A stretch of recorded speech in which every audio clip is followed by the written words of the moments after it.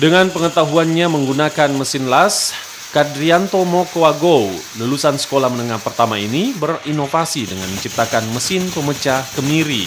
Berawal saat Kadrianto melihat ibunya memecah kemiri hanya menggunakan tangan, dari sanalah ide untuk membuat mesin pemecah kemiri yang dapat membantu ibunya dan para petani di desanya.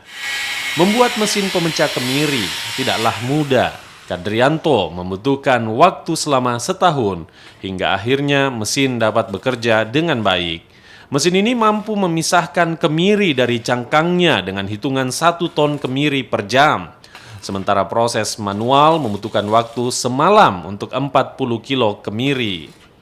Kadrianto membuat alat pemecah kemiri dalam 2 ukuran, yakni 80 x 80 meter dan 85 x 85 meter, dan dijual dengan harga 28 juta hingga 30 juta per unit.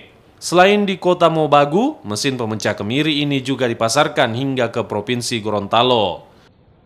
Pertama Pak, ibu pijak kemiri manual Pak, kaki sendiri ya kasihan.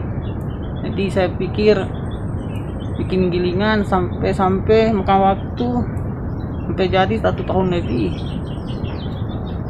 Proses pembuatan. Tes sampai jadi.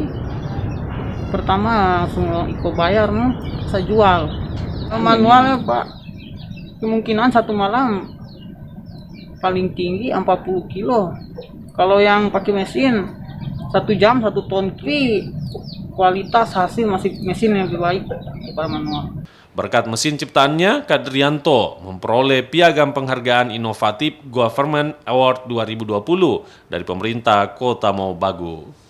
Rahman Rahim, Kompas TV, Kota Mobagu, Sulawesi Utara.